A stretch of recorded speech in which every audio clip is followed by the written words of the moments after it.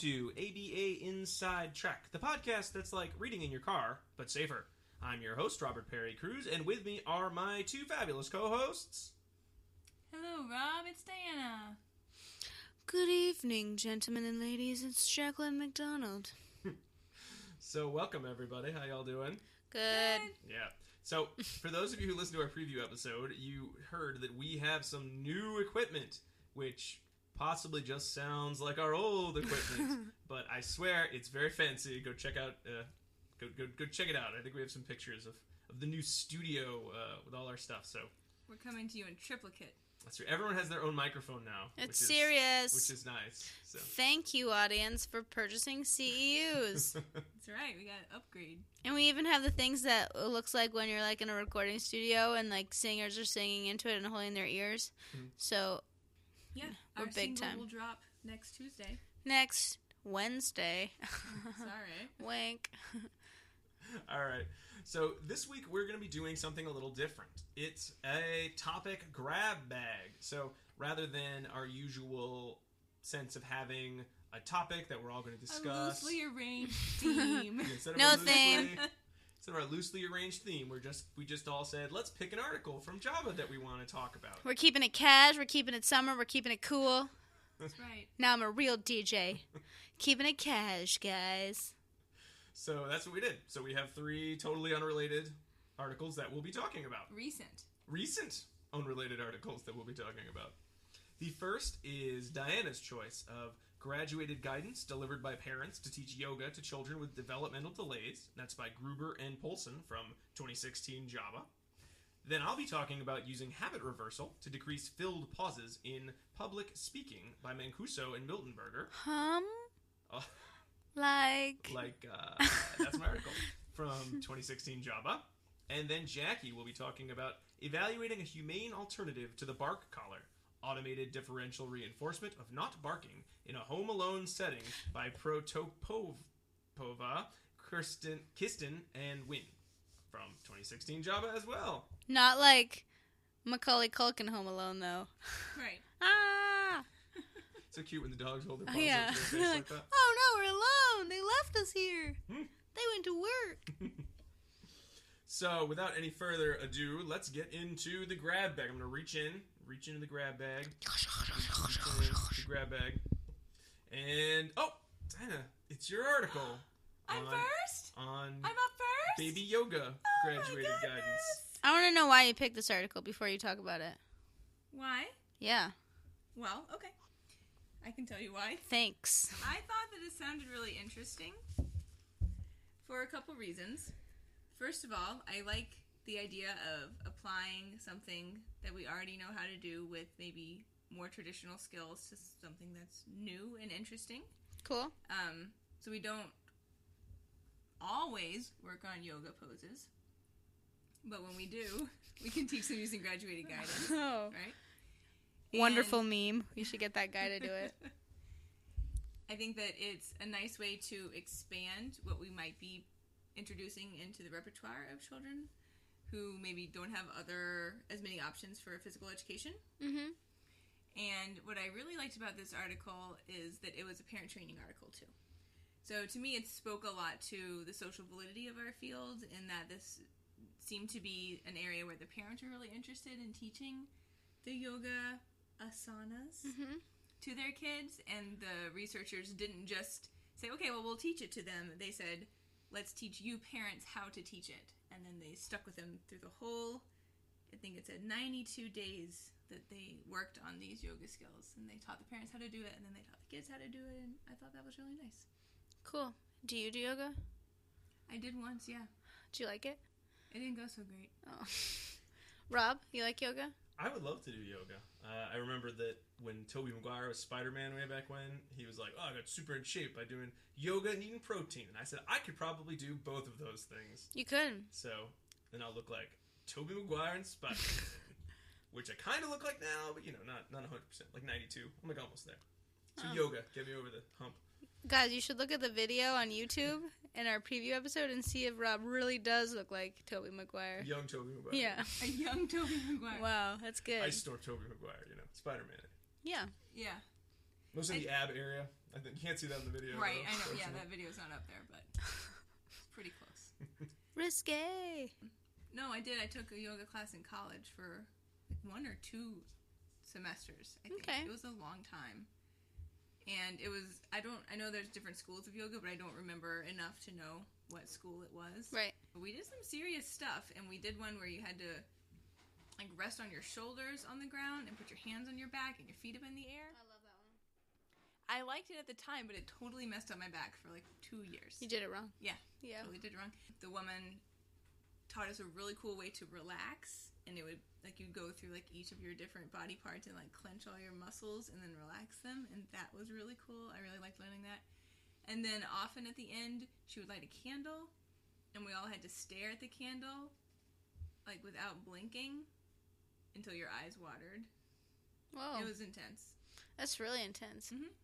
I was a yoga enthusiast for a bit of time. Yeah, I remember. Yeah, I would go every week. And then when I was in my PhD program, I would do like a serious yoga class, and then I would do like the hot yoga? No, I did do the hot yoga, yeah. I did hot yoga and power yoga, but then I also did like, I used to call it the grandma yoga, where it's basically like you use just light yoga, and you use a lot of pillows. That sounds a lot better. Yeah, it's amazing. They're like, lay down. Oh, you're so great at laying down. Like, put your head to the side. That's perfect. And if you don't feel like doing it, don't. And so I would go to this yoga class every Thursday and during my PhD, and I'd either cry so much that the yoga instructor made me go in the back so that nobody could hear me sob, or fall asleep to such an extent that everyone would leave and the lights would be on, and she'd be like, I have to go home. Can you wake up? It happened every week. So I stopped going to that class. But very helpful. I did feel great after I left. I either got it out or got some rest. There you go. That's good. And I was doing just like I was supposed to do. She's like, you're wonderful. It's like, thanks. So if you were not doing so well at yoga, Diana, what's one way that you could improve? Oh, sure. Well, I can talk to you about what Gruber and Polson did with the participants in their study. I'd like that. Me too. Okay. Well, I'd like it very much. Why don't I tell you? Okay, so in this study, they had 3 participants, 2 boys and 1 girl, all of whom had a diagnosis of autism, and they were either 3 or 4 years of age. And their parents, what they did in the study was they taught the parents how to implement the graduated guidance, and then the parents taught the kids how to watch a DVD of a yoga, 2 different yoga poses. Not just poses, right, Jackie? You know more about No, yoga they're than called me. asanas. Okay, so they said it was 24 steps. So they were all surrounding a particular pose, but it was like getting into that pose, holding it, and then getting back out of that pose. Yep. Okay. And getting in with correct alignment, because that's the most important part. It's important. Yeah. Okay. Otherwise you hurt yourself. As I didn't learn. So the 2 asanas that they did were the half moon, and I looked that up. It's 1 foot's on the ground, 1 foot's out behind you at like a 90-degree angle. Most people don't have it at a 90-degree angle, Well, I'm going to lie. you shoot for it. Right. Okay. These 3 and 4-year-olds probably also didn't have it perfect. And one arm is up facing the sun, and one arm is down. Maybe it's facing the moon. Mm-hmm. It's facing the moon, and the other arm is down. So your body is sort of horizontal to the ground. Right. I bet with the kids, though, they probably did the easier one, where one hand is on the ground and one hand is on your hip, because that's probably more kid-friendly. This is like the ultimate master pose that... I don't think they were shooting for that. Right. And then the cobra is your body, your legs, and hips are on the ground, and then you're raising up the front half of your body on your hands, like a snake. Yeah. If snakes had legs and arms. Okay. Right. So that's what they were working on. It was a multiple baseline design across participants. And what they did initially, they did a baseline in which the children each watched a yoga video. They walked through these poses, and they looked to see if they imitated those. And initially they did not. And then following that, then they went into the parent training. So they taught the parents how to implement graduated guidance. And in this particular study, the graduated guidance was implemented in 3 prompting tiers. The first tier included full prompting, full immediate prompting. So they first taught the parents how to do that. The second tier included 2-second delay prompting. So between each step of the asana, the children were given an opportunity to respond independently. If they did not, then following 2 seconds, full prompting was given. And then the third tier was error correction only. So they only stepped in, even if it took the child longer to implement the pose, they only stepped in if an error was occurring. And when an error occurred, then they provided full manual guidance. So that was the training phase. The parents were trained how to do all of that, and then they implemented the training in which the video was present, and parents trained the children to follow the video, basically.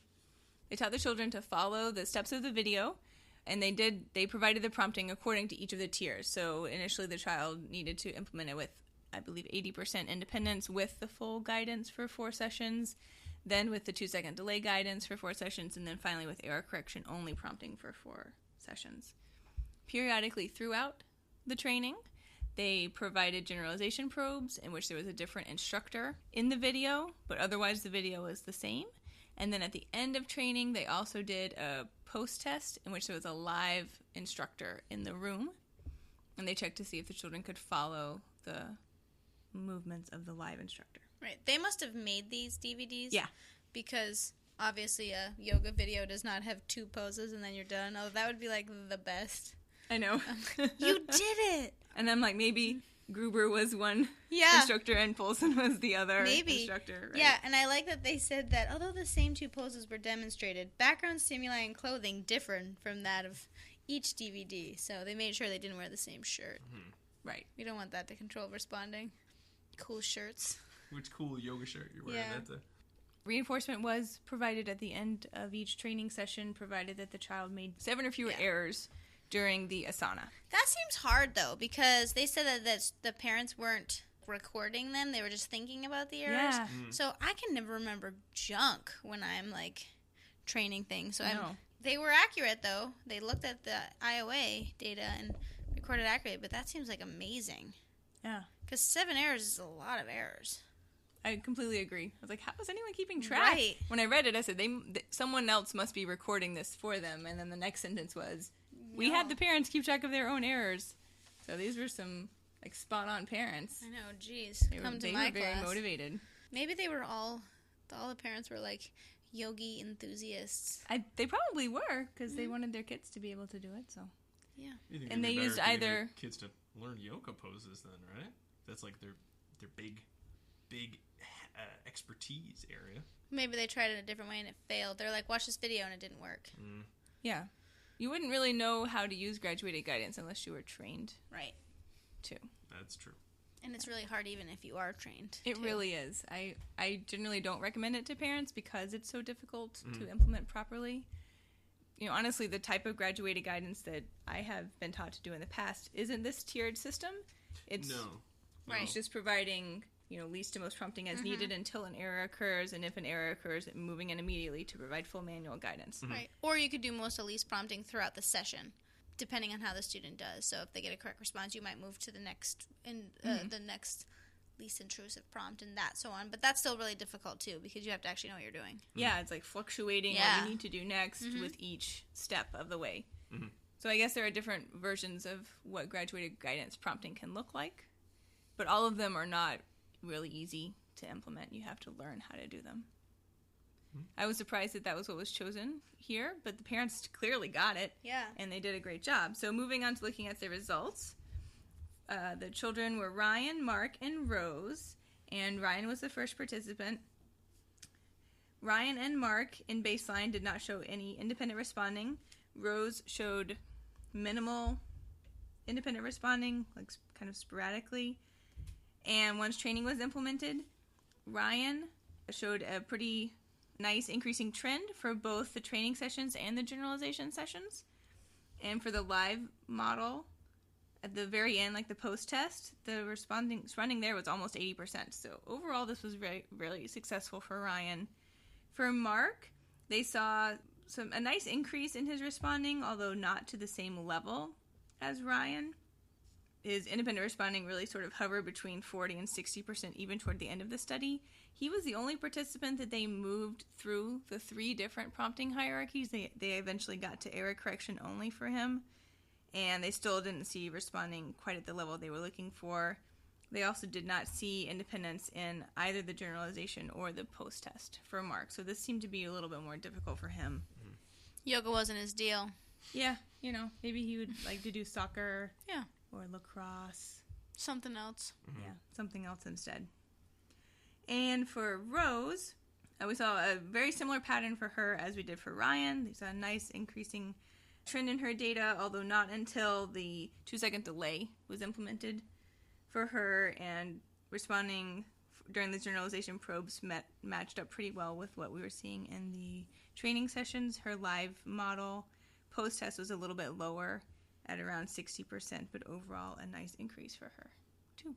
So, I mean, a very effective, at least 2 out of 3 effective strategy for teaching yoga. Yeah. And parents liked it. Mm-hmm. They completed their satisfaction survey. That's right. And got really high scores. 6.93 out of 7. It's pretty It doesn't get much higher than that. No. That's like 99%. Yeah. So everyone was like, thank you. That's which I really liked about this study, because it seemed like to me like parent driven in the sense that this was something the parents wanted to do. They trained the parents to do it, and then they even added in the social validity data as well. So I really liked that about it, and I think that that's something that we should always be keeping in mind when we're thinking about what are additional ways that we can approach training extracurricular activities. I guess the question would be, if we've got this technique, there was no, I mean, the only real comparison between graduated guidance and what would typically be done was just the students hadn't learned yoga using sort of standard yoga teaching procedures. Well, standard yoga teaching is just modeling. Yeah. Mm-hmm. Basically. Modeling and then some general feedback, right? Because typically yoga isn't done in a group. So I think that's probably why that's what they said in the introduction anyway, is that they were excluded from yoga and gym because they didn't have anyone to help them. But I find it's amazing that they did amazing. Like, they got, like, to 100% accurate, because I can't do that. They didn't quite get to 100%, but it's close. But they got pretty close, between 80 and 100. It's better than I could do. Yeah. Awesome. And yeah. no one is really expected in a yoga class to get that high. Yeah. Right? So they're doing great. Mm-hmm. And they're 3 and 4 years old. So way to go them. Mm-hmm. I feel a little jealous, I'm not going to lie. Would this strategy, you think, work with a yoga class for students with disabilities with just more individuals, more help? I think so. Yeah. I mean, you'd need one-on-one. Yeah, it's all about prompting, you know? So if you have students who can learn from a model, then you would be able to teach this more in a group. But if individuals need individual physical prompting, then graduated guidance could be a good approach to that. It's not the only approach. Certainly, other types of behavior chains have been shown to be taught quite efficiently with most to least prompting. Right. It all just depends. And they did say that the only time that towards the end of the training that they needed to provide prompts was when you had to hold the position until the instructor told you to stop. Mm-hmm. That is also a common error among, like, yoga class goers. You're like, let me just get this over with. Yeah. I think that's a pretty good place to prompt. Mm-hmm. If you're going to have to prompt anywhere. Yeah, totally. Okay. Any other fun yoga facts about the study, or anything you think might be either an interesting extension or next step? I think it would be interesting. They didn't do any maintenance data. I think it would also be interesting to run this continuously, maybe throughout the year, and test muscle strength at the beginning, at the end, because that's another common weakness that we see with our kids that we work with, is that they don't display a lot of muscle strength in lower body coordination. Mm-hmm. So would practicing various asanas actually lead to the increase in muscle strength, as it sometimes does with typically developing individuals? I think that would be neat. I think that's a really great point, because that was one of the things I wanted to mention here, is that if we're just trying to work on increased physical activity or maybe increased muscle strength or agility, it doesn't matter how we get there. Right. It's just getting there. So if yoga poses are something that the child seems interested in, or the family thinks would be a nice thing for them to do together, then why not teach yoga? It gets you there, and that's the important part. It's not how you get there. So I liked it for that reason too. Yeah. That would be really cool. Cool addition. Cool. Would it be possible that the students with the graduated guidance, similar to how you use graduated guidance during a picture activity schedule, possibly learn to follow the model better for future asanas. That might be another area to look at. I don't know if it would. I don't know if it would be as effective, but again, could they be taught? Are they learning with the graduated guidance to follow the video, or are they just learning the motor expectations? We don't know, and the model was there the whole time for this study, but the physical prompting was most likely what kind of moved them through and helped them learn. So we can't take that apart for this particular study. It would be neat maybe to see, one of you guys just said, a probe of a different asana video to see if any learning did occur as far as their imitation skills. We don't know that from this one. All I care about is I hope they had cool yoga outfits on, because that's like... I bet they did. One of the main reasons to do yoga, right? As long as it was different than the model. You don't want that to control for your yoga. And those nice squishy mats that roll up. They're good. You need those. You definitely need those. And snacks. And blankets. And water. Yoga snacks. Yoga snacks. I'm not sure. You just water, right? You just drink water. There's not really yoga snacks. I mean, That's like... sad. Granola, They maybe. did always say just drink a lot of water. Yeah. I never understand that. And then, like, why? It's because your body's flushing toxins, Diana. Oh, is it? Yeah. It's because you're... so many toxins. You're constricting your muscles. Seeping out of my pores. Yeah, when you're sweating, you're releasing toxins.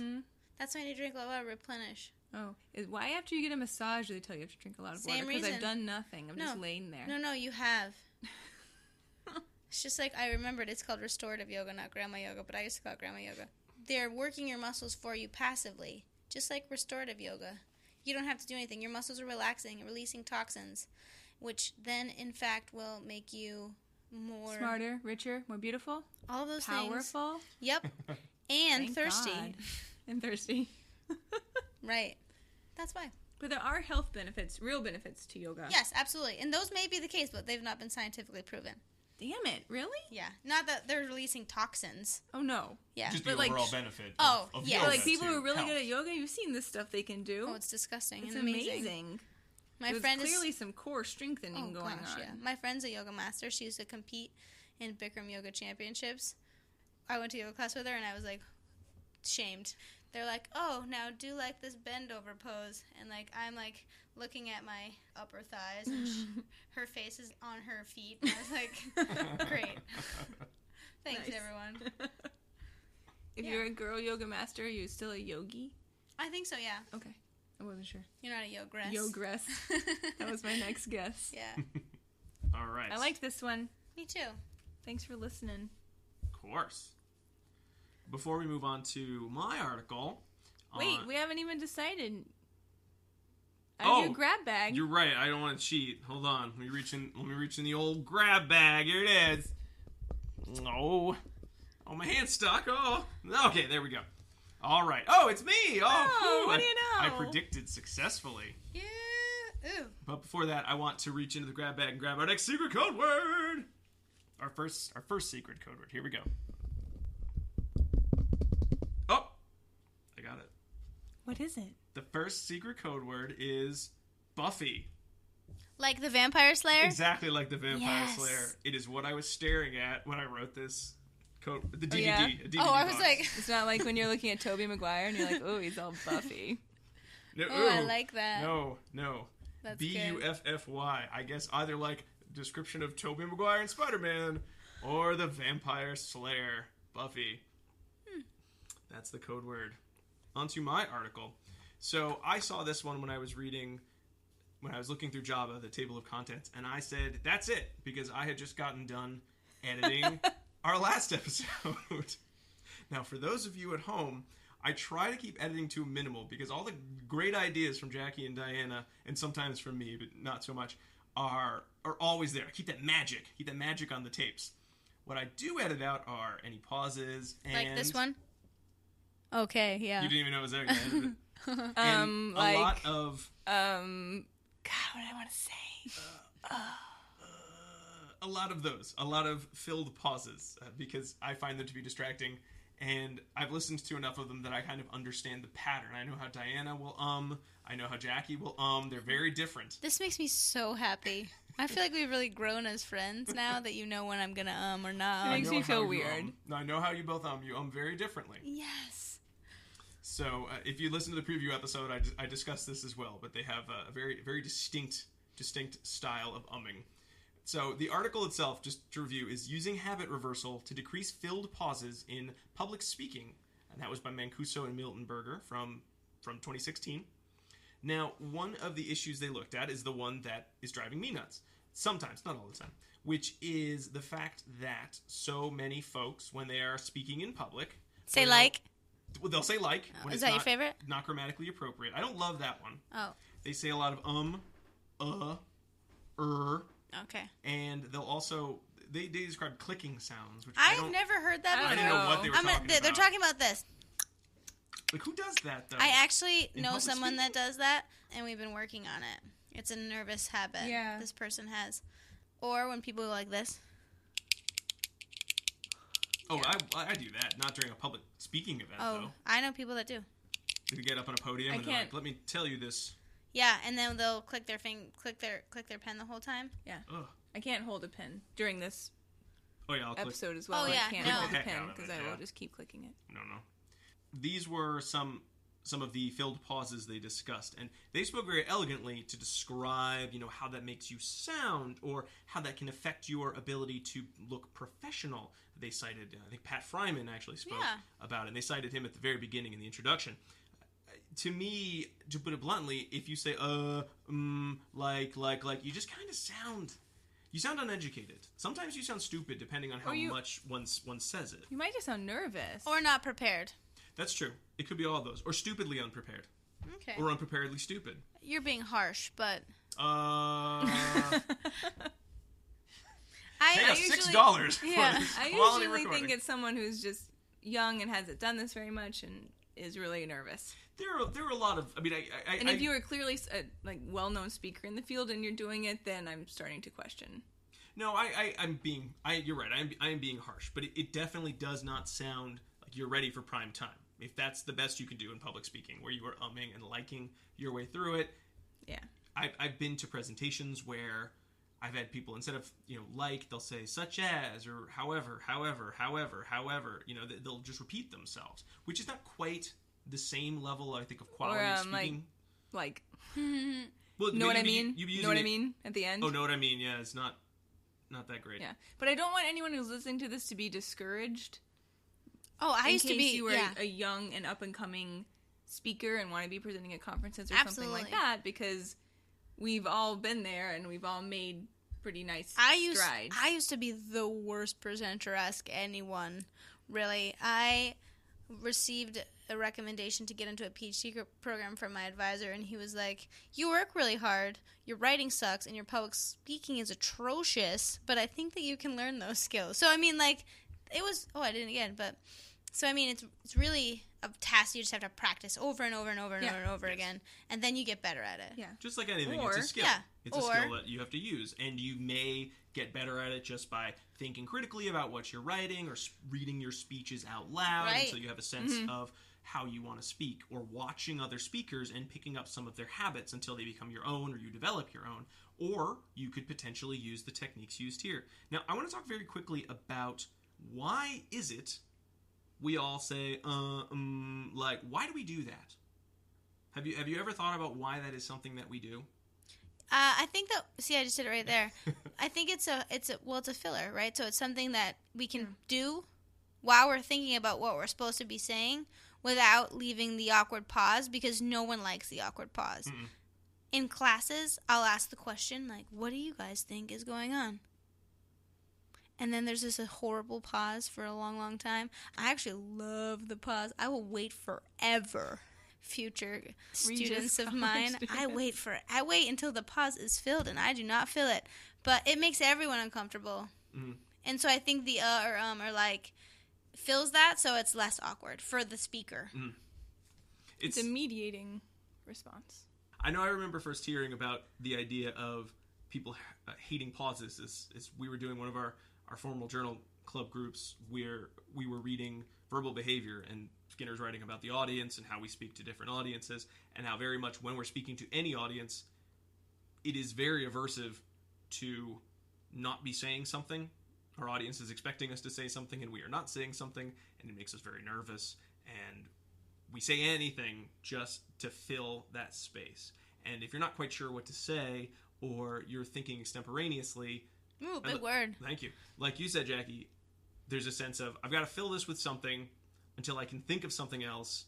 So, is a good one. And then Miltenberger, Fuqua, and Woods, in an earlier article, had decided that perhaps these filling responses, or filling these pauses, might be treated the same way as any bad habit that we would learn, like nail biting.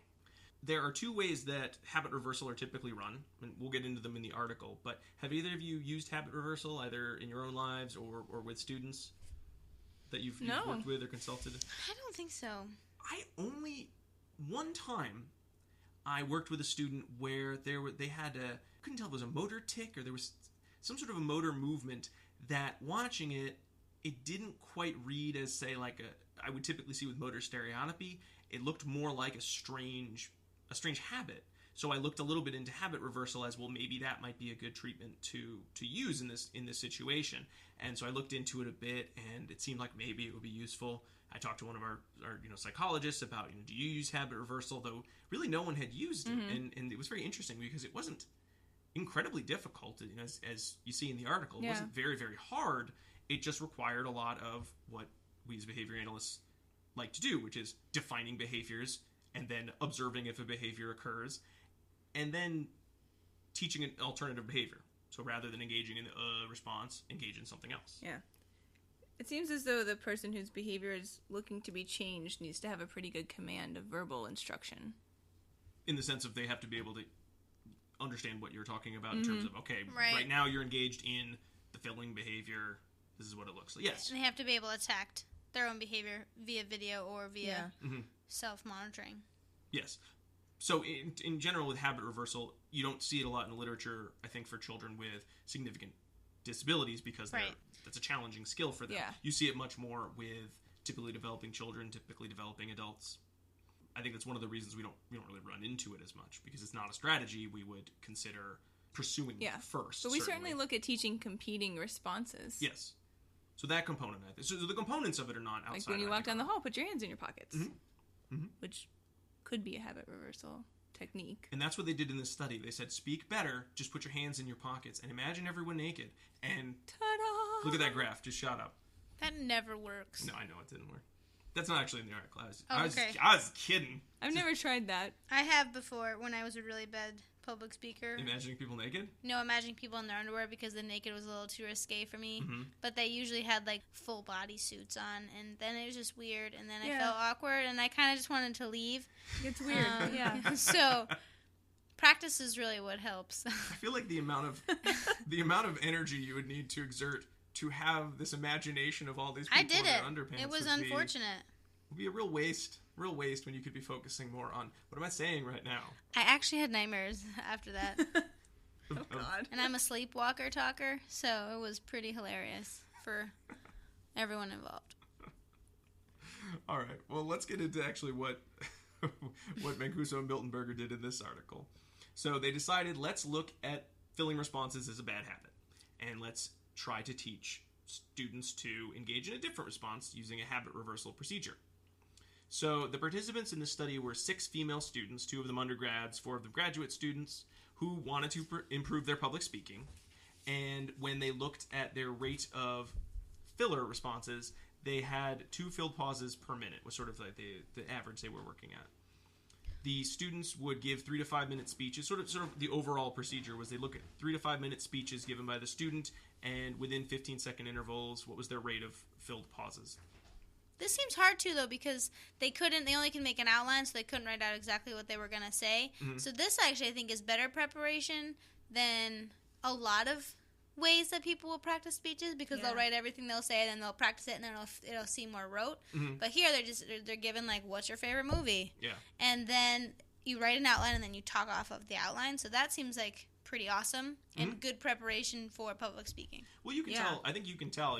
We've been in the field for many years. We've been in many presentations with esteemed speakers and folks that are very new to the field. And you can tell the folks who have been doing this for a while, because they've got their slides and they got their bullets. But the bullets are just sort of like, oh, yeah, I got to remember, I got to talk about this subject. Mm-hmm. But they know what they want to say on the subject. And even though they may have pauses more often, or they may go off on a tangent. You never feel like they don't know what they're talking about, or they're confused, or they're amateurs at this. In any case, you can tell who's been a speaker for a long time versus the younger students who either try to do the bullet point method and they really can't fill the space between the bullet points, and so they have a lot of these filling responses, or they've written the whole talk. And you can tell the folks who've just, I practiced this talk and I've memorized the talk, because it's very robotic sounding. It's not very lifelike. Sorry, not lifelike's not the right word, but it's not very vibrant. It just feels very different. And you understand why they've done it that way, so no one where everyone gets starts, on their case. But you can definitely tell, and I think if anyone were advising someone, they'd say, next time, write it out all you want, but then turn it into bullet points and go from there, because there's much more life to that. Yeah, I always recommend to my students that they write out everything they're going to say initially, so that they know what they're going to say, and then once they're better at speaking and actually have more of a grasp of the material than to go off the cuff. Yeah. And, when we all started doing... back in the day, there wasn't even PowerPoint. I'm just kidding. Well, there was, but there wasn't presenter mode. Right, there wasn't presenter mode. Mm-hmm. Yeah, because now I feel like that's something that everyone can just write all those notes up there, and they're there, and it's really easy to use that as a crutch and not move past really reading from the slides or having those notes right up there. Mm-hmm. What was that thing called that we had to use? We had to print them off. Machine? Yeah. Oh, jeez. We're not that old. I did. You didn't have overhead machines? Yeah, I had put the transparency on, and they'd solve the Yes, problems on the transparency? Yeah, but I'd never presented from those. No. I did in class. Did you? Oh, man. We In always high had school? a... I didn't have to present anything in high school. In our master's Oh, program. no, actually. Yeah. You are right. We did. No, we did. I remember We did. sneaking into the building where I worked. I may have once. And using the copier machine to make my transparencies. That's what they were called. And then putting them on and being like, whoop, that was me taking one off and putting another one on. Oh, yeah. That was how we rolled in our master's program. Oh, man. Miss. 2003 to 2006. You're totally right. Yeah. Okay. Anyway. You young millennials and your PowerPoints. Yeah, so there's definitely no presenter view for the transparency. Yeah, right. Unless the notes are right on top of there. For this study, they used a non-concurrent multiple baseline across their participants. In baseline, the participants all had a choice of 2 topics from 25 total possibilities. 2 of them actually were students who were receiving their master's in applied behavior analysis, so they were allowed to talk about applied behavior analysis, which is a great skill to have. And they were given 10 minutes to prepare an outline. Then they would give a 5-minute speech. And then they would say, go. After those 10 minutes, go speak for 5 minutes about your topic. And after 4 minutes, they'd give them a 1-minute warning. If they tried to end before 3 minutes had happened, or they sort of just said nothing for 15 seconds, they'd go, please continue. I love that. Because I could imagine like someone auditioning and then being like, please continue. And being like, the person being like, oh crap, I've got nothing. See, if it were a behavior analytic topic, then I could talk for 5 minutes, no problem. But if it were just like, tell me about your favorite movie. Or your favorite hobbies, because we have none. Yeah. Questions like that, they would have to say, please continue. Yeah. They would be like, I could talk about behavior analysis and dogs, and that's about it. Yeah. I don't even have a favorite movie. You would have to go for 3 minutes, at least till 3 minutes or 5 minutes ended. Then you would be allowed to end your speech, and you would get no feedback whatsoever from the researcher. Just be, okay, thank you, and I think they got $10. When they did the habit reversal training, there were 2 components to it. There were 3 components to it. The first was awareness training. So the researcher and the participant, and they did this one-to-one, would describe the response. So pretty much, what's the topography of your filler responses? Your uhs, your ums, your likes. After that, they do response detection. So the participant will watch a 3-minute clip of their baseline, and they would sort of identify which of the filler responses they were engaging in. The next time they would give a speech, they would raise their right hand when they engaged in that target filler response. They'd raise their left hand if they suddenly were aware they were about to engage in that filler response. So they felt that coming, or they were about to say like. And if they didn't identify that they were engaging in the target response, the researcher would raise their hand to show you're engaging in this response right now. Mm-hmm. It seems hard. That seems hard. Mm-hmm. Yeah, it seems hard both be presenting and be the listener. Yeah. But I'm proud of it. I think it's great. I'm going to try it in my class. Well, it's tough. I mean, if I were just specifically listening to... Everyone's raising their hands all of a sudden. If I were specifically listening...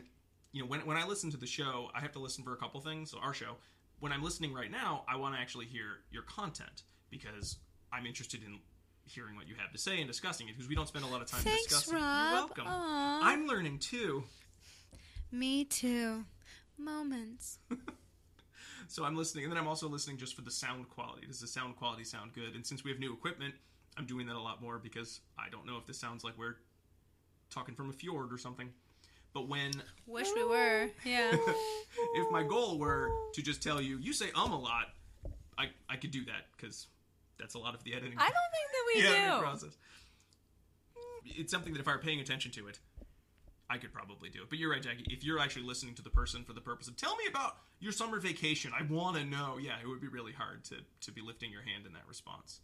They also used the same speech once they got into the awareness training and the response detection. Same speech over and over and over and over. Oh, that's good. So it was a little easier. And they would just use that speech until the participant identified 100% of the occurrences in one of their speeches or 85% across the two consecutive speeches. They'd identify that target response. Cool. The next phase of the habit reversal was the competing response training. So for this, the researcher would describe and model what was that competing response, and then they'd have the participant practice. So for making sounds or sounds, the response was 3-second pause. You just don't say anything for a couple seconds. For tongue clicking, you would put your tongue on the inside bottom front teeth for 3 seconds. Like this. Like this? Well, that looks awkward. I don't think you really... No, you can just do it inside your own mouth. You don't have to... But for the audience, both Rob and I instantly opened our mouth as wide as we possibly could and then stuck the middle part of our tongue out while the front part of our tongue was hanging out behind our teeth. And that's what we did, both of us. There'd be one way to not. And I was doing it and no one could even tell. Right. Diana was covert. Diana's the elegant one of the bunch. Yeah. Sure. And if you were using like, you would have to begin the sentence again and just do it without saying like, unless you were using it in a grammatically correct construction. Like this. Like that. You guys are like rainbows in terms of your auditory abilities. Rainbows and unicorns. For this phase of the research, they used new topics. So they were told to use those competing responses contingent on target behavior. If the participant didn't use it on their own, the researcher would prompt them to use the competing response if they didn't within 2 seconds. Within 2 seconds. It's a research article. They were pretty specific about the 2 seconds. That's why they don't publish my research articles. We did like a thing. Yeah. Give or take. We used some prompts. We changed it every time. But it was a super success. And they would continue in this phase until the participants engaged in their speech with an 80% reduction of those target filler responses from their original baseline average. They used a post-intervention procedure no more than 3 days after that first intervention had been completed. If the participant didn't have at least a 75% decrease from baseline mean in 2 consecutive assessment sessions, then they do a booster, which was pretty much just the habit reversal again. They just didn't watch the video of themselves. They also did a second follow-up assessment after 2 to 5 weeks of following that original post-intervention assessment. Cool. So that was the whole procedure. So again, it was very thorough, but in the same time, nothing that you really couldn't do without having read about habit reversal. Identify a behavior, describe the topography, teach a competing response, and give feedback. Right. Mm-hmm. So the results were very successful, and you would hope they would be for a study such as this, where you have a very clear problem and you're training a different response, or you're training the end of a response or the cessation of a response. All 6 of the participants started with a 7.4 filler response per minute average. And after the habit reversal training, that dropped. So their average across the 6 participants was 1.4 responses per minute. Pretty awesome. Yeah, that was maintained across follow-up. They did a social validity scale with the participants. And they rated their overall abilities much higher than they had during baseline. And they considered themselves the most improved in the areas of the comfort level of public speaking and in their use of fillers, so that they used less fillers.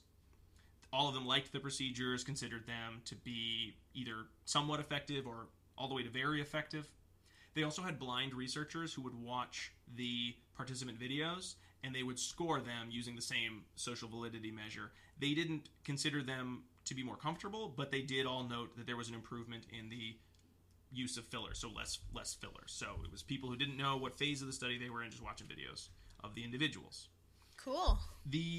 All the participants showed a decrease really fast. So if you're looking at the graphs, you have pretty much their baseline where they have a high rate of that filler habit per minute, or they call it habit per minute on the y-axis. And then after habit reversal, it just sort of dropped. There was only one individual who needed the booster session, so their results were a little bit more variable. Everyone else really Although her rates were the lowest to start with. It was Anne. Right. That's true. But they were, in baseline, her rates were only between 2 to 4 per minute, whereas some of the others were 13, 8, 15, 10. So she actually was a little bit lower. So she sort of had less wiggle room, you could say. Right. Post-intervention. That's true. And when you look at the graph, it's not that she was having a very, very hard time. She just didn't hit the percentage. Yeah. Right. She wasn't the worst. Hers had to be basically like 0.5 per minute. It's one of the reasons I try not to use percentages when I can avoid it, because there's so much that the math just screws up the responses. Like, we're going to have a 90% decrease from 1. That's really hard. Even if it's a successful, just looking at the graph, it clearly was successful in decreasing the habits per minute, or filler responses per minute. The limitations that they discussed, they said there were 2, but then they discussed some other issues with the research, were that this didn't occur in front of an audience. So no one was speaking in front of an audience, just in front of the single researcher. And they didn't do any generalization probes. But they weren't really worried about this because, again, if you were actually going to give a talk, even a talk in front of hundreds of people, you would have prepared your speech way in advance. It wouldn't be, all right, thanks for coming. I know you didn't know you were the keynote speaker, but could you fill an hour? That's awesome. We got 10 minutes to prepare. Here we go. Hope you did something yesterday in terms of research that you really can go off about. Some people could do that, which is amazing. Oh, yeah. There definitely are some. But the average presenter, even if they've presented a lot, I don't think would be able to just, well, no, I was just going to sit and listen to this person. What? I do think it is a limitation that they didn't do it in front of an audience as like a follow-up probe. That's a whole different bag of worms. Yeah. Can of worms. Bag of worms. But again, if you were going to speak in front of a large group, there's a chance you might have prepared more specifically. You would know the topic. You would have run it a bunch of times. I think they were counting on there are other behaviors that we engage in as presenters when we know we have to present. Though, again, from the anecdotes we shared at the beginning, as much as we would think that might be the case, I'm sure we've all seen people that we all knew this was the assignment. You all knew you had 2 weeks to prepare a great presentation for the class or for the group, and this is still just filled with uhs and likes and tongue clicks. In my class, we do review public speaking as part of the class, and we read excerpts from a book by Andy Goodman. And I believe the statistic that he gives is that the average presenter spends less than 2 hours preparing and then practicing their presentation. Wow. That's not a lot of time at all. No. And I think some of it is because a lot of what we're presenting, I've presented this before, I don't need to present it again. Or I've been working so much on this subject that, of course, I know what to say. It's all I talk about anymore. So I'm very confident in my ability to speak about it. But you're right, it is very different to talk about a subject when you're just talking about a subject with a buddy about that audience than an actual audience of hundreds of people who expect you to sound really, really knowledgeable on this topic. Really smart. Really. Now, the other concern was that these decreases wouldn't be long-term. They discuss how habit reversal, when it's typically used, is for a habit that happens all the time. So nail biting, you can bite your nails anytime. But public speaking, you're not engaged in the same behaviors when you're just talking to your friends as you are when you're public speaking, even though they look the same. It's a different audience, it's a different setting. So you might say like all the time, though. That's true. Well, you would definitely say like all the time when you're just talking with your friends. You're not thinking about it the same way. It's a different audience. Your behavior changes.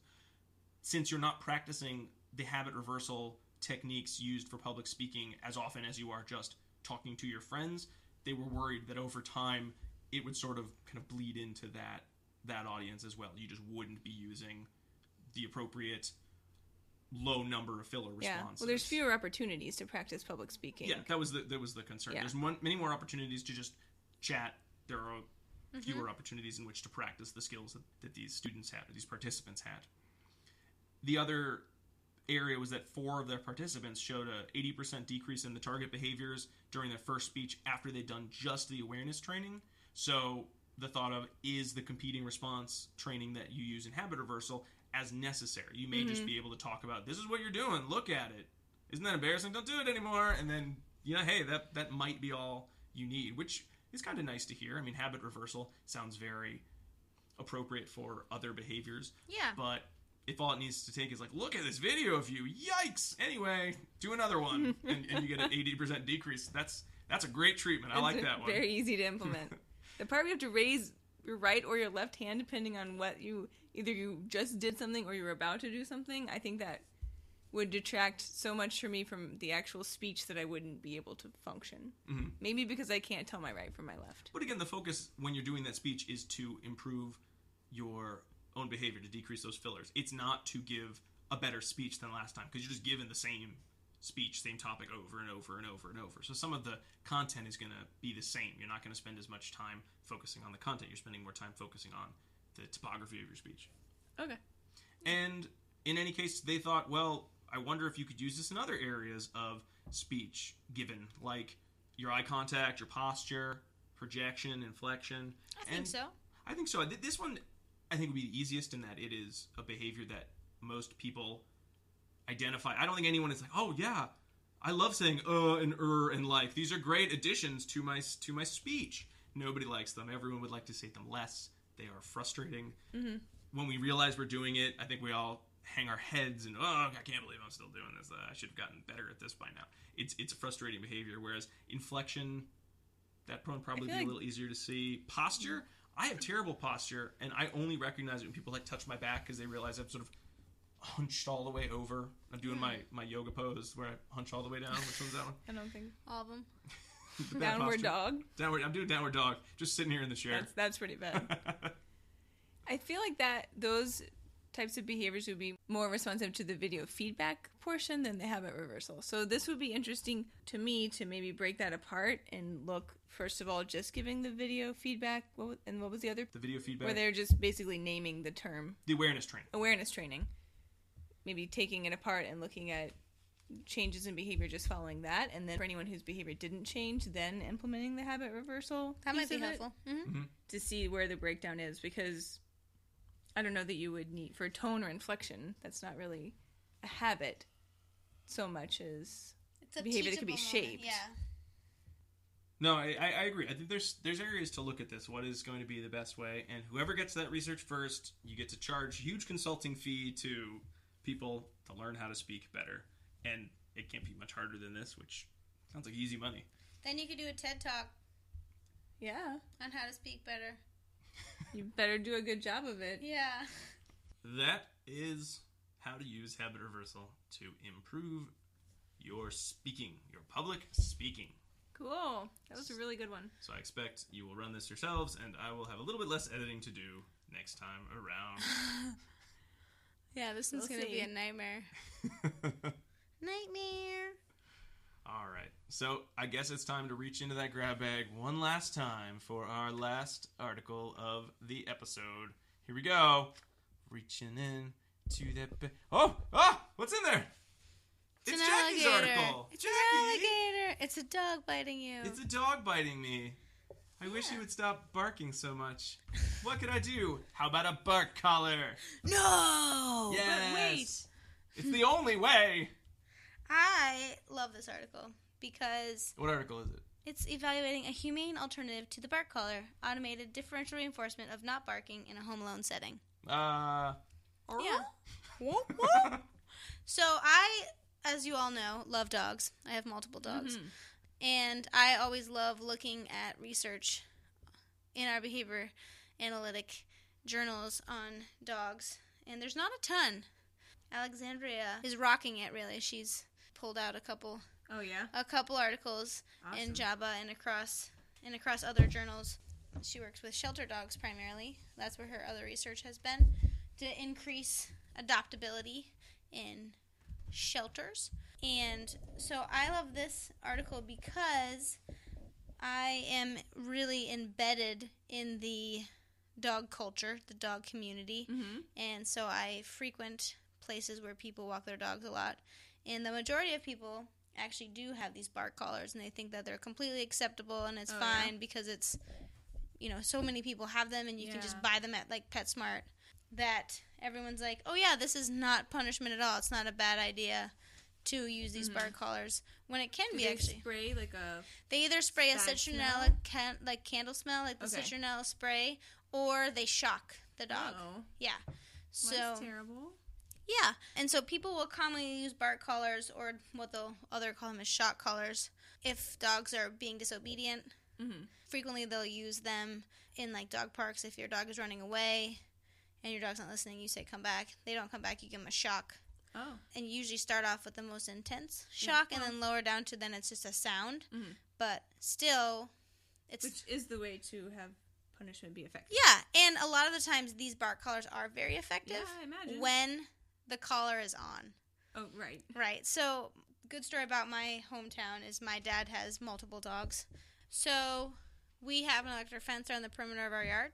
When the dogs have the shock collars on, they stay within the confines of the yard.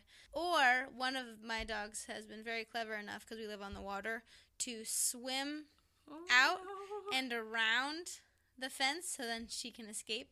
But when the shock collar is off, they will roam around. They won't stay in the yard. Right. It's really just like punishment is only effective when it's in place. Right.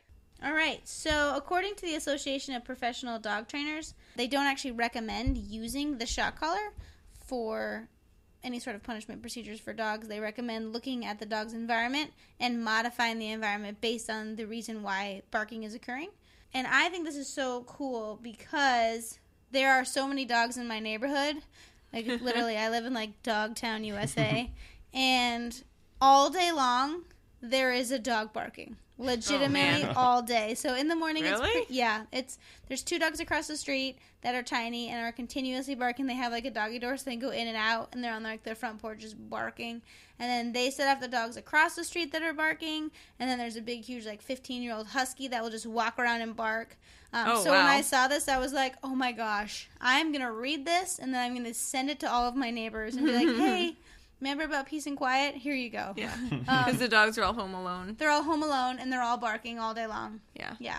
And my dogs do bark occasionally, but rarely, because we shut all the curtains and block all the windows so they actually cannot see outside. So they can't see if anything's happening. So that's one of the actual recommended... It's like when you put the cover on the bird cage. Yeah, it's like you're sleeping. Yeah, so that's actually one of the recommended treatments for dogs that are intruder barkers, barking at things that are going by, is to just lock them up. They call it the alert barker. Yeah, so that they can't see. But if you can't do that, you need to have other ways to kind of treat home alone barking. And that's really hard because most of the time dogs are barking because they're alone, right? So you've left. Right. There's whole source of reinforcers and love and companionship is gone, and it's really hard to implement any sort of treatment when you're not there. True. So I thought this was awesome to try to look at this behavior that we would look at as covert because we're not there to watch it. Yeah. They wanted to see if this would work so that we could maybe look at having more positive-based treatments for dogs instead of just popping a bark collar on and saying, all right, every time you bark, you're going to get shocked. That just seems horribly aversive, and we know that there are not great side effects when you use punishment, such as, fear-based, suppression of all responding. You might see some aggression. And if you're already having a dog with problem behavior, you don't really want to evoke more problem behavior.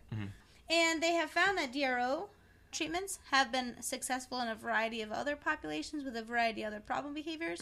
So they wanted to give it a shot. So they had 8 dogs. They all had histories of nuisance barking, which I love. And their owners used a self-report about when they thought their dogs barked and how long they barked and for reasons why. But that wasn't necessarily that important. And the dogs were in a variety of places when the owner left. Some were in crates. One of them was in the bathroom. One of them was in the living room with all of the bedroom and bathroom doors shut. That seems more like my dogs. And so what they did is the owner left, and during baseline collected the amount of barking that occurred. They were going to start with a 20-minute session, but they actually did a 10-minute session because barking was insane. So the average rate of barking across all the dogs was 9.69 barks per minute in baseline. That is an amazing amount of barking. Yeah, it is. Just when you think it's done, it's it just starts starting again. It's like, woof, woof, woof, for a long time, for 10-minute sessions. So they actually didn't have to do 20-minute sessions because it kept going. Yeah. Which is amazing. And they did a relatively easy procedure. So based on the inner response time between the barks for each dog, they calculated an intertrial interval, and then they lowered it. So they made it 90% of that interval. So if it was 10, then it might be 9 seconds. And then the experimenter would be in a different room of the house, so the dog didn't know the experimenter was there. And they would use a remote and deliver food reinforcers at this interval in the absence of barking.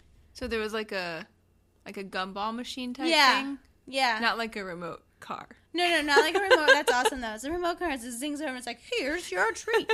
Because that would be pretty cool. Yeah, so really they just fed the dog a boatload of treats. Right. And then they wanted to see if that would work. That's really all they did for the first experiment. And it was pretty amazing, actually. So we saw that there was 9.69 rate barks per minute for all dogs in baseline. And they decreased it to 3.79 barks per minute during the treatment condition, which is still actually a fair amount, but there is a decreasing trend. Right. For most of the dogs, I think for 3 of the dogs, it was effective. They only ended up including 5. Yes, they only ended up including 5 because they saw no barking in 3 of the baseline settings for 3 of the dogs. For the 5 dogs that were included in this study, it was effective for 3 of them. One of them continued to have low rates of barking during the baseline, the revert to baseline, so they couldn't tell if it was the actual treatment or something else was going on. So that dog, they didn't say that it was effective. And for one other dog, he continued to have higher rates of responding in the DRO condition. Right. That was Bruce. Yeah. Bruce the dog. And they said they thought he was really anxious. Yeah. So he just continued to bark. He might benefit from some other type of treatment. Maybe medicine. Yeah. Or something. It's kind of amazing when you think about this. So when they went through each dog, they talked about their average rate of barks per minute and then a bark every whatever second. So, like, for instance, for Nina, the dog Nina, which is a pretty name for a dog, she was barking in baseline 3.5 barks per minute, and that's a bark every 4 seconds. Yeah. So imagine you're hanging out in your house, and every 4 seconds, all day, there's a bark. That's a lot of barking. That is so annoying. That's like a knock on your neighbor's door bark. Like, that's angry. And so, like, that is a problem. When I read that, I was like, holy moly. But still, even following the DRO, it was a bark every 26 seconds. So still fairly annoying. Yeah. If you think about it in terms of, like, you sitting on your couch. I mean, there is a reduction in barking, but that's still a problem. Yeah. Or let's say you work at night and are trying to sleep. Yeah, right. During the day. You're like, oh, I've almost fallen asleep. What? Right. Nope, I'm awake now. And if you think about it, they actually talk about how many treats they had to give, because it was a DRO from like 5 seconds to 12 seconds, depending on the previous barking. Yeah, DRO 5 seconds for Nina. For 10 minutes. Ruby. Yeah, so in one of the tables, they said that for Ruby, they delivered 103 treats. Yeah. Wow. That is a lot of treats. So imagine that's not really something that you can do all day long. No. Can you imagine? Like, your dog would be so fat. And then my dog stopped barking because my dog died of obesity related heart condition. Attack, yeah. Even if you gave them like the 2 calorie treat, they're probably going to satiate those treats after like the first hour. So the experimenters realized that this was a problem. Yeah. So they took the dogs that they did see a decreasing trend in the DRO condition, and they wanted to see if they could thin out that DRO to something that's more reasonable. Yeah, practical, reasonable, something that they could actually do. So they only used Ruby, Nina, and Darby. I used to have a dog named Darby in experiment 1, so they did basically the same thing, and they just immediately entered experiment 2, where they went to fade the DRO condition, basically. For Ruby, they went from a DRO 5 second to 10 second to 20 second to 40 seconds to 80 seconds to 160 seconds to 320 seconds and then to 600 seconds. So that's great. For Ruby, 10-minute sessions, 1 reinforcer was delivered at the end of 10 minutes. That's great. That's great, but still a little bit impractical, I think. What's 6 treats an hour? 6 treats an hour times 8 hours. It's 48 treats a day. Well, if you think about, if you're going to think of, the normal work day, which is better than what, it would have been, 48,000. Right. Which is not that bad. So even if you had those, 2-calorie treats, it would be okay. But if your dog is at 0 rates, Ruby got down to 0 rates of barking, your neighbors are going to love you. You just might have to exercise Ruby a little bit more. Right. Mm-hmm. And then for Darby, her sessions went to 1,200 seconds. And she also only needed 1 treat at the end of that 20 minutes. So that's pretty awesome. That's even better, I think. So then it's only 24 treats per day. Bam! Yeah. I give that my dog just walking around the block. Right? Yeah, so that's totally pretty reasonable. Manageable. And she was at 0 rates as well, so that's pretty amazing. And the only dog that did not do as well with the schedule thinning was the dog Nina. And Nina was successful thinning the DRO to 180 seconds. And then they jumped to 360 seconds. And then they saw increased rates of barking. Not a lot, though. Probably around 5 barks per minute. Which is kind of a lot if you think about it practically. But it's still lower than her baseline levels. Yeah.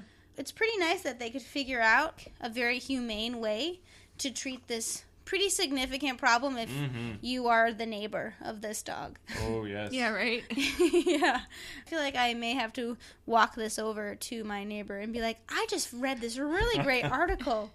And I know that you can buy these self-automated treat machines now at Petco. They're $200.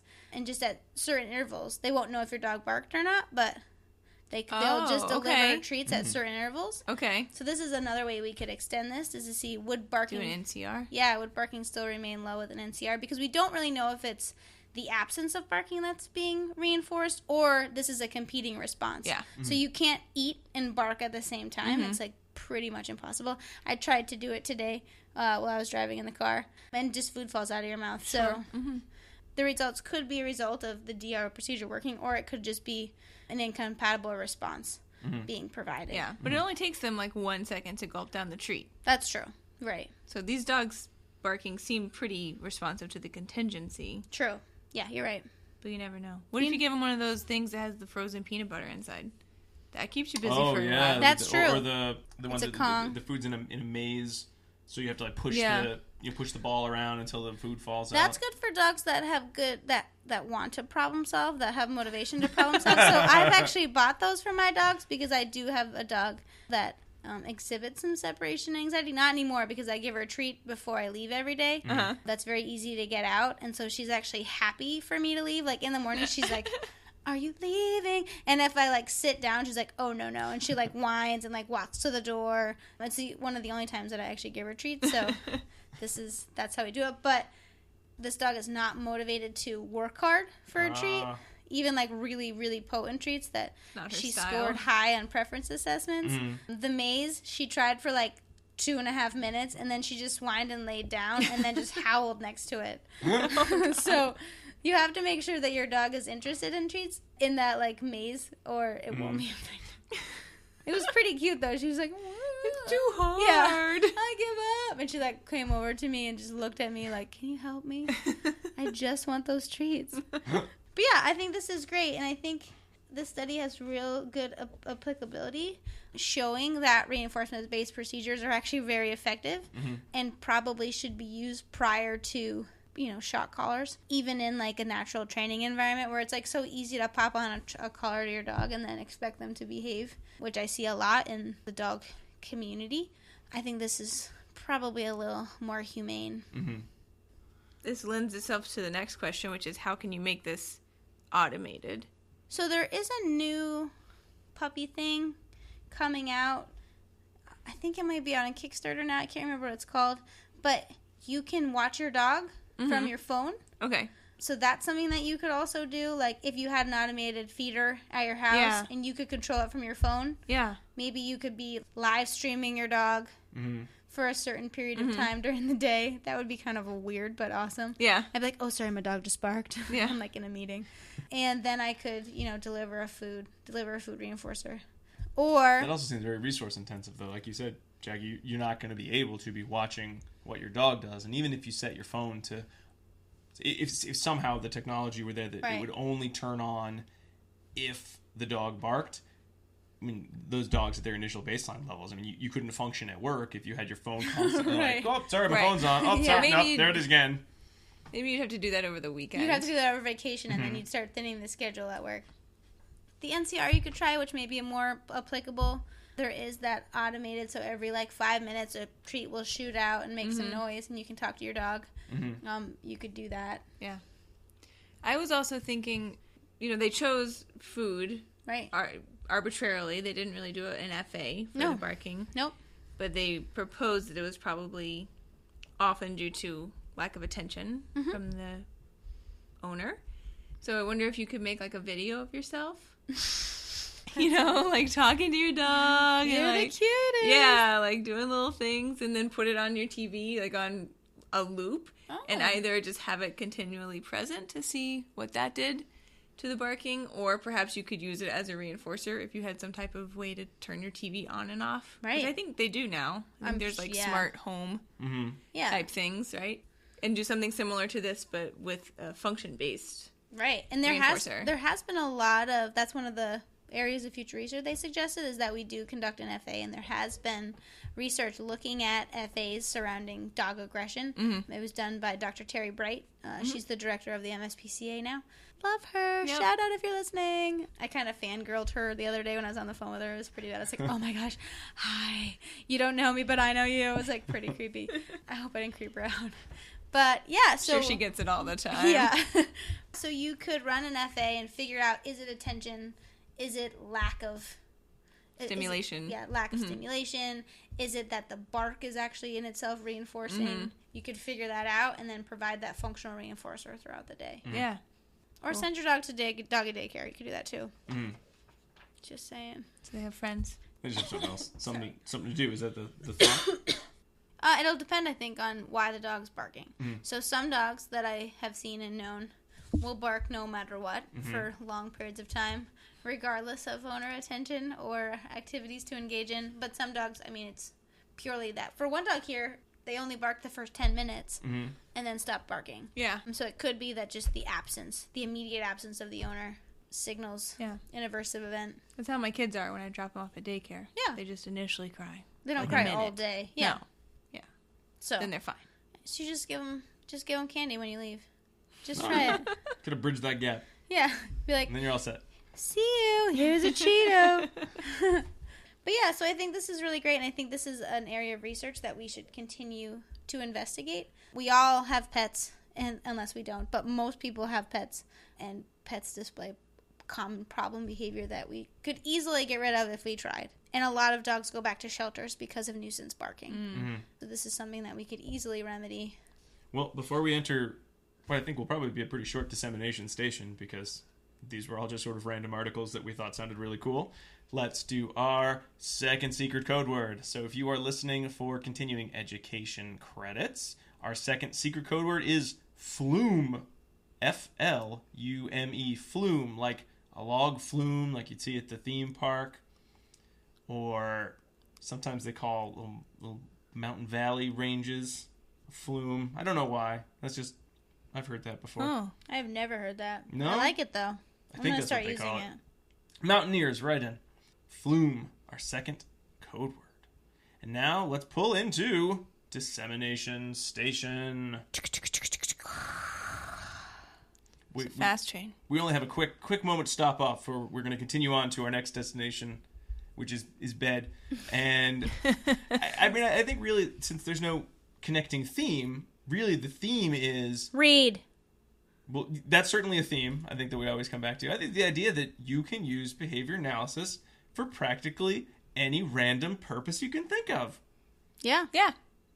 Which I think we sort of knew, but I think important to reiterate, That this is not the field of, oh, that's the thing for those kids that done got autism, right? It's a real science that can be used. Yeah, it's a technology that can be used. I was going to say that was the take-home point as well. We should all be expanding our areas of research. And I think all of these articles were a good reminder. Yeah, and read the articles. People are doing really cool stuff out there. Mm-hmm. And then I'm just like, what? Like that when I'm reading them. So... Yeah, why didn't I think of that? Right, darn. Especially public speaking, who knew? I know. Especially home alone dog barking. Oh. Who knew? That's so easy. Give them a treat. Yeah. Get it published. Yoga. It's just, come on. Yeah, everybody does yoga now. It's hot. It does seem funny that you could take just any old problem and say, let's define the problem. Let's think of what strategy might apply to changing this behavior and implement a treatment.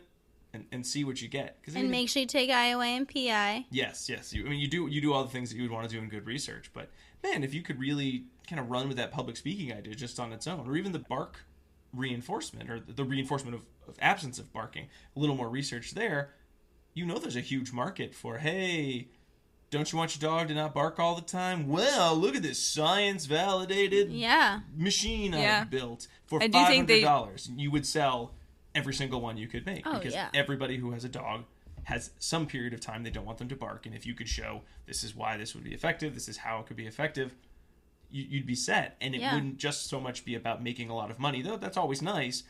It would be very much using the science of applied behavior analysis. And I think that's a phrase you want to get out there as much as possible. Like it's some sort of a magic trick almost. I like it. I do really want it to be a remote control car, though. Okay, we'll work on it. Make it that way. Okay, sure. Go to the Kickstarter page and give us $1 million, and we will get working on that prototype. Yeah, we don't know how to make robots. Nope. I might. Maybe. I'm just kidding. I don't. I know how. It seems easy. I actually don't know how to make anything. We need a research article on increasing the ability of scientists to make robots using other science, like applied behavior analysis. By Pericruz and McDonald, 2020. Yeah, exactly. I'm glad we got a chance to do this grab bag and have something a little bit different than the typical really fare. Fun. It was fun. We got to relax. We got to chill. We got to take in the summer heat. That's right. Keeping it real. That's right.